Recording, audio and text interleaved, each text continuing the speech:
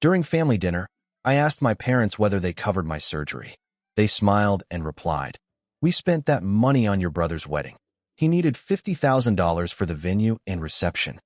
I put my fork down and said, "So you still don't know who this surgery is for?" Their faces turned white. Who needs it?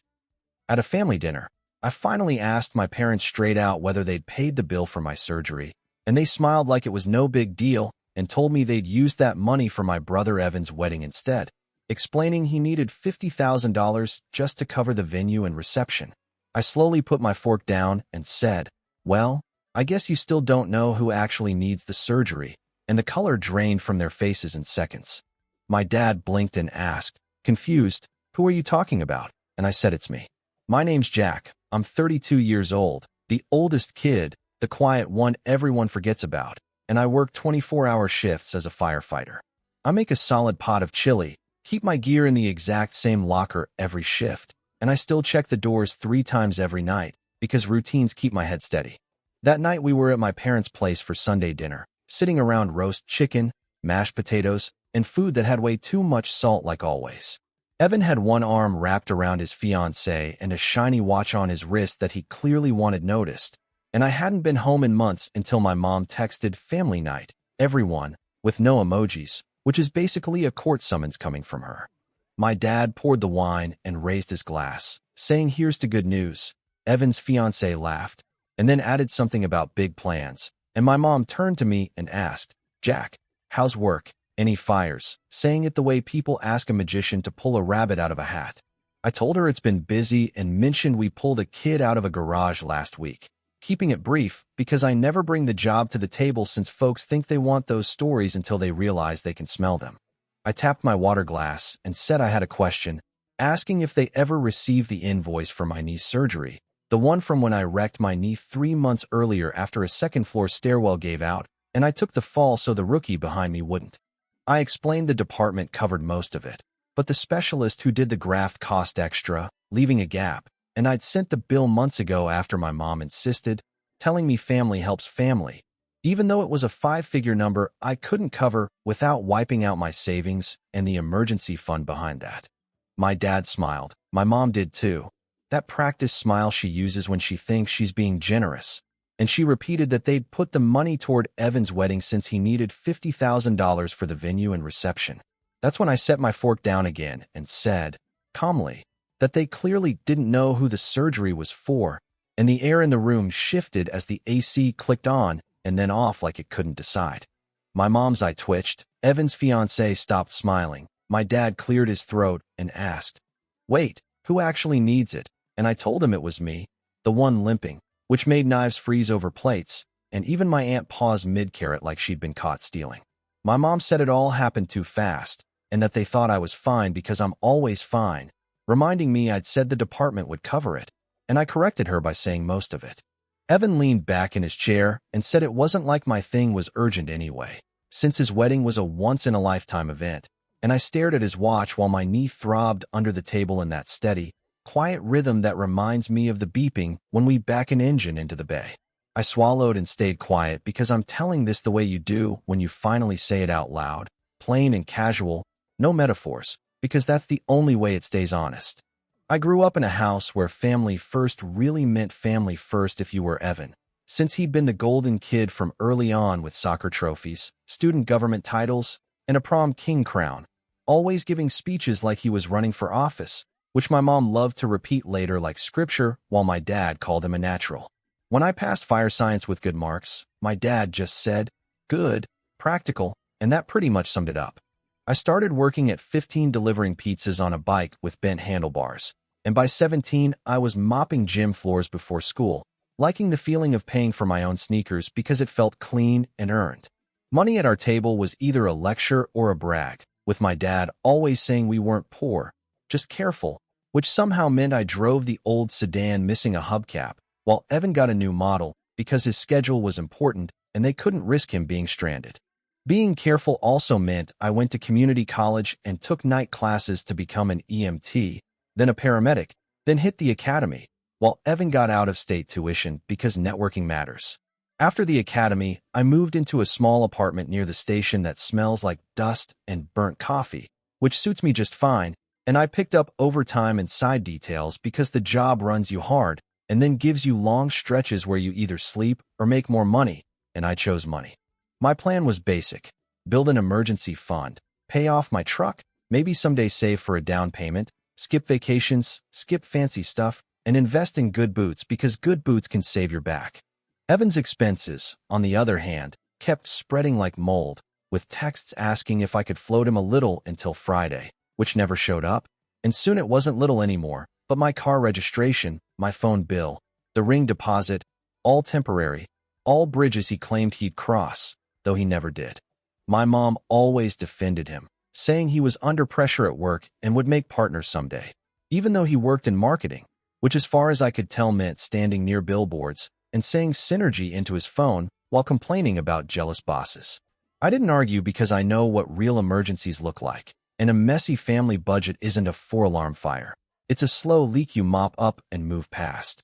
3 months ago, at 2 in the morning, we got a call for a possible entrapment, rolled out to a 2-story wood frame house with smoke pouring from the windows, that brown-gray kind that tells you it's burning inside the walls, and halfway up the stairs the landing dropped, crunching under me.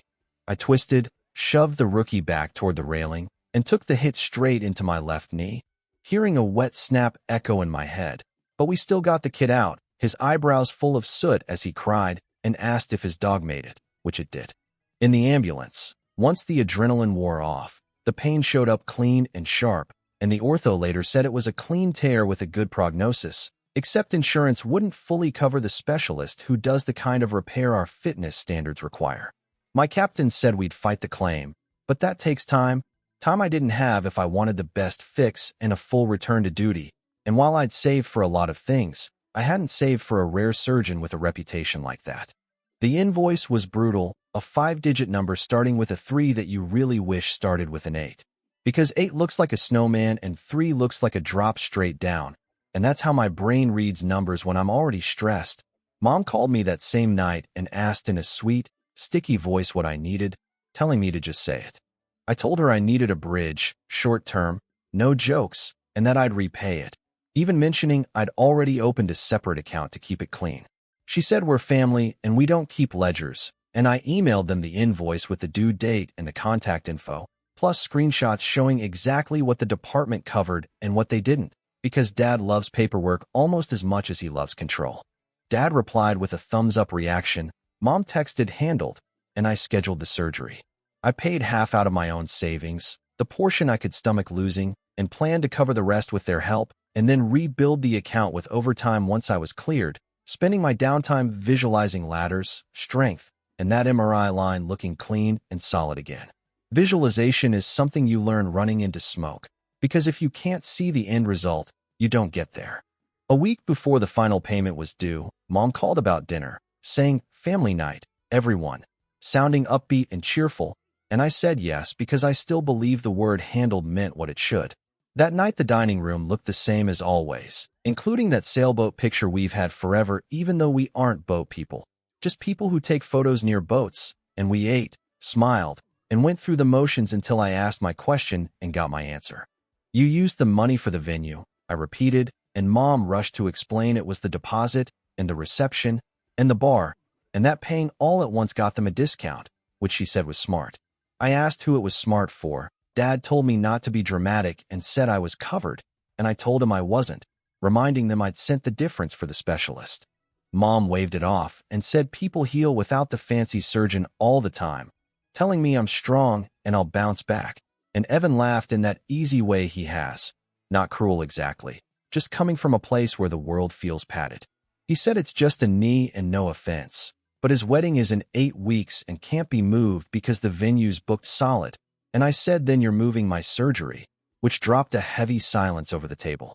Forks froze, my aunt coughed, and Mom put her smile back on like a mask and said we'd figure something out later because right now we were celebrating. I looked at my phone sitting there with all the proof on it, the screenshots, emails, dates, and her handled text, and I didn't open anything.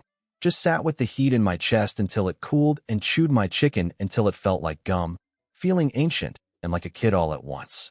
I've stood in rooms where ceilings pop and floors soften, And people always ask how you know the moment everything changes, but you don't know it.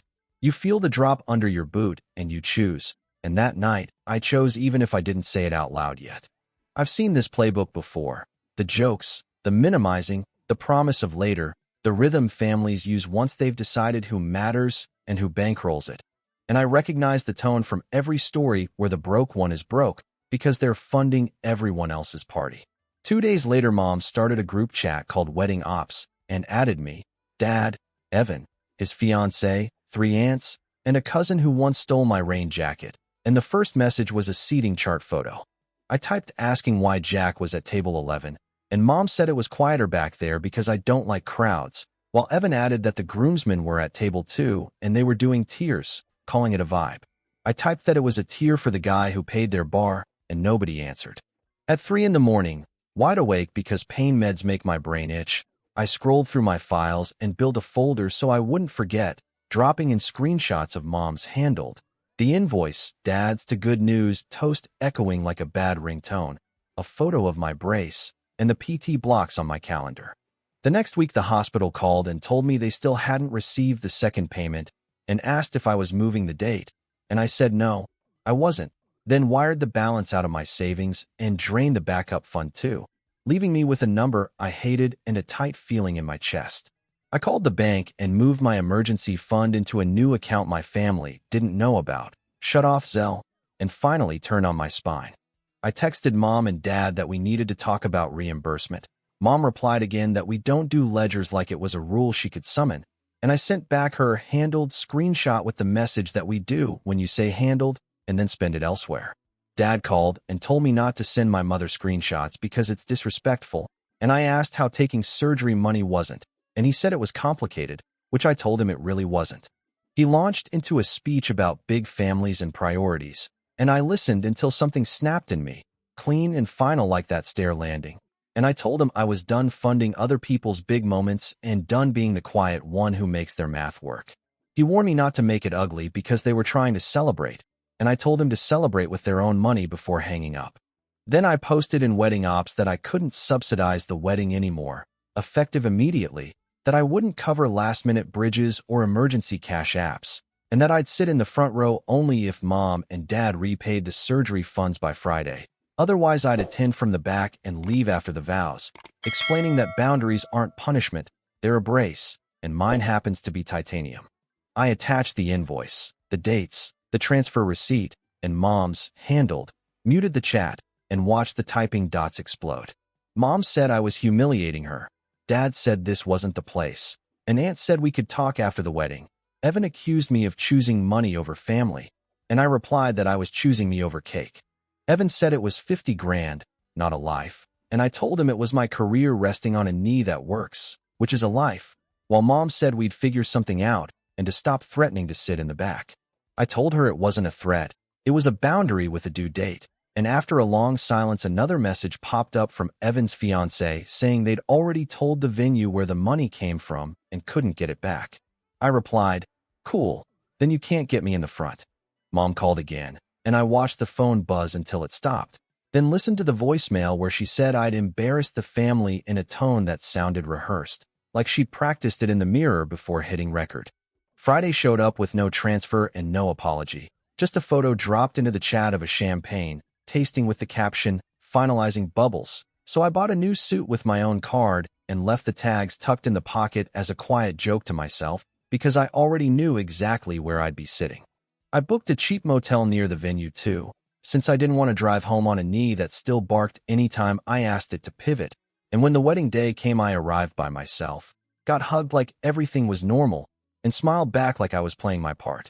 During family photos, the coordinator checked her clipboard and called out parents and siblings to the front, and I stepped back, shook my head, and said I was good and would grab one with the cousins instead, which made Mom's eyes snap from me to the empty space up front, while Evan frowned like a kid who can't find his favorite toy where it used to be.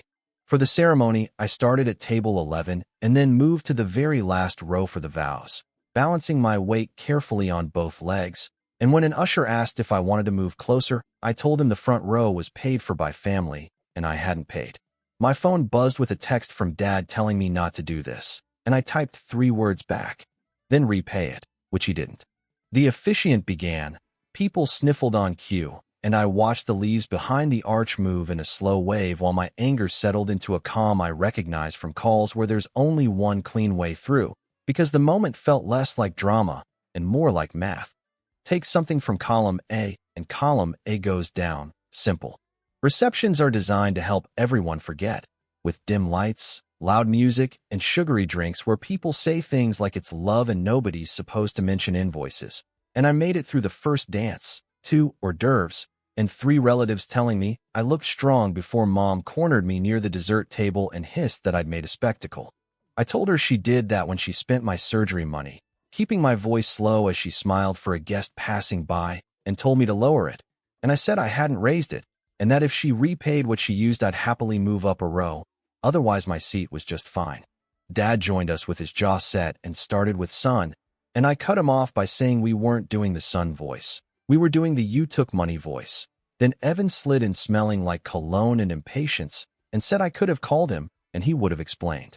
I told him he already knew because he watched it happen and was literally wearing the venue on his wrist, and when he said it was just money I told him it was a promise, which he brushed off as me being dramatic. I said cool and told him to watch me be consistent too, then stepped away before the part of me that wants to unload everything took over.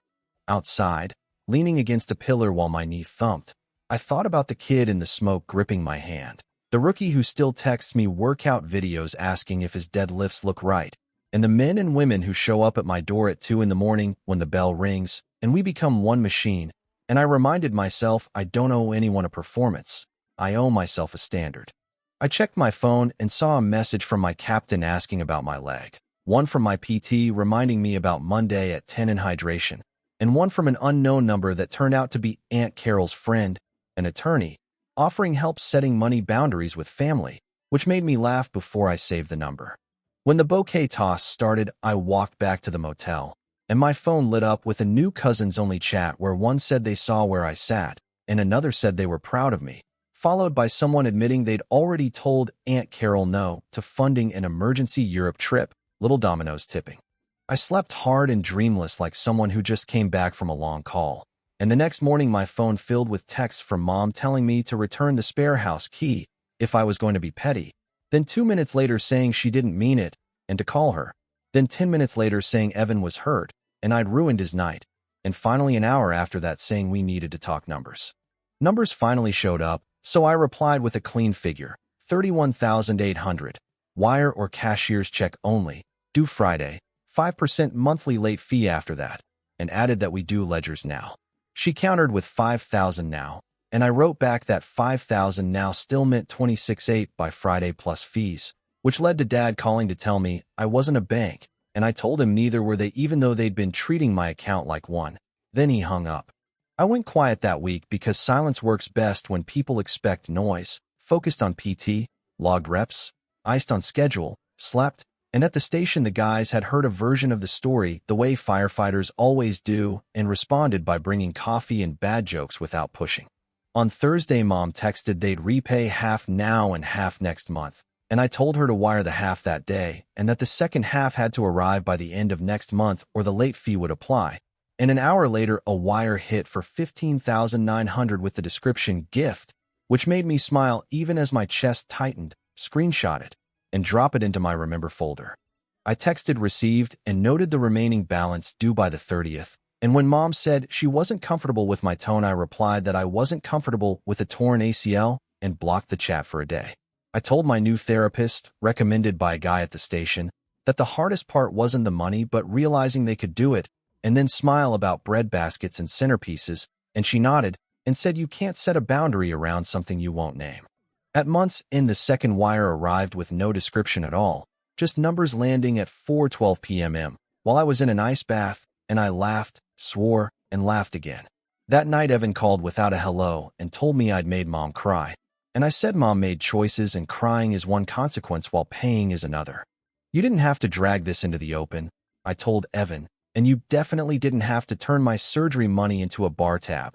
And after that he went quiet for a beat before saying, softer now, that they couldn't lose the venue. Then you should have saved, I said, the way people usually do when they plan expensive things, and he asked if we were done, sounding like a kid checking if his time out was over yet. No, I said. This is where it starts. And when he asked what that meant, I laid it out plainly, telling him I'm not his bridge anymore. No more spot me texts or float me promises. No more using me as his emergency plan. Because if he can't afford something, then he doesn't get to have it. I told him if his car breaks down, he can call a tow, figure it out, or sell the watch. And he let out a long breath and said I used to be nice, which I answered by saying I'm still nice. I'm just not available. A couple weeks later, a cousin filled me in on a blow-up at Sunday dinner where Mom and Dad argued about money in front of Aunt Carol and Uncle Steve, circling around the question of where the money went, with Dad saying wedding, Mom saying family obligations, and Aunt Carol saying, not to Jack, which apparently ended the night early. I heard Evan's credit card bill now reads like a venue brochure, and I didn't celebrate that at all. I just made chili, watched a show, and sent my captain a photo of me doing careful banded squats when he checked in.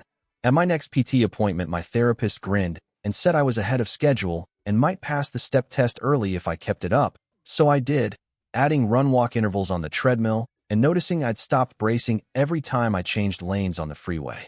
I finally pulled the tags off the suit and wore it to a coworker's baby shower because I wanted better memories stitched into that fabric.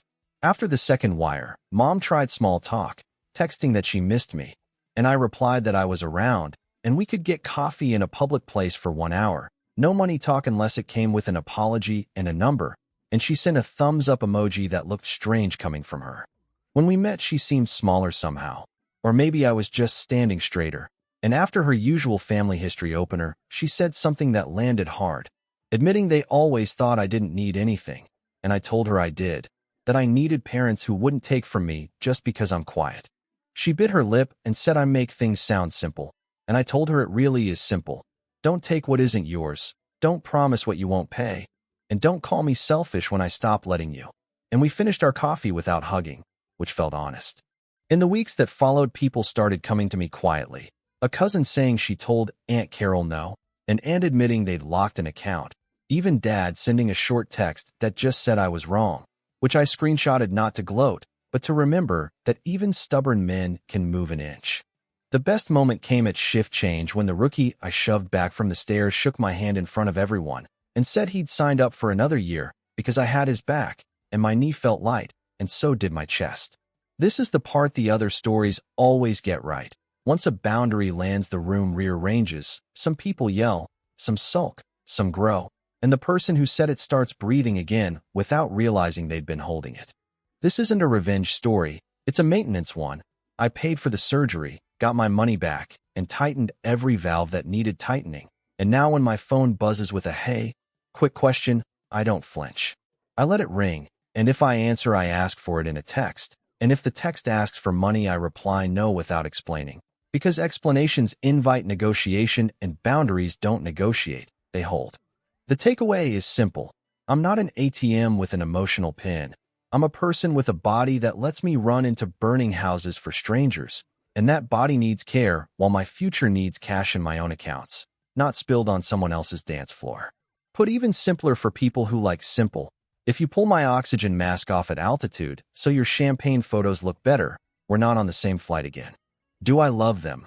Yeah, but love doesn't mean loan, and it doesn't mean lie. And now when Mom texts, she sticks to asking about my knee, and I answer stronger. Thanks. And when Dad calls, it's weather or baseball, and he did apologize once, saying he got swept up, which I accepted. Evan sent a long message last week saying they're setting a budget and selling the watch. And it even started with "Can you" before getting erased, and I watched the dots until they disappeared, and a minute later got "never mind. We've got it," which made me sit in my truck smiling at nothing for a long time. At the station, my captain cleared me for full duty. We ran a light drill, and it felt like being allowed to breathe underwater again. And on the ride back, the rookie asked what I learned from all this. And I told him you don't run into a collapse for people who keep lighting matches in your living room. I used to think family meant setting myself on fire to keep everyone warm. Now I bring a fire extinguisher and a calendar, because warmth is earned, time is precious, and money is a tool, not a leash. If you're reading this and you feel that same slow leak, borrow this line. I'm not available for that. Say it once, say it again, put dates on it, put numbers on it, and watch the room rearrange. At the next family dinner, I rested my hand on my knee and it didn't hurt. Someone asked about the wedding and I said the venue was lovely. Evan held my gaze a second longer than usual and then said quietly, "Thanks for showing me how to do this." And I didn't answer because I didn't need to. The boundary had already spoken. I paid my bill, kept my job, kept my dignity. I'm not the ATM. I'm Jack, and I'm done letting anyone else spend me. That's the whole thing. Short sentences, clean lines, no metaphors I couldn't explain to a rookie at 3 in the morning. Just the voice you learn after hearing enough people finally tell their story and stop apologizing for it.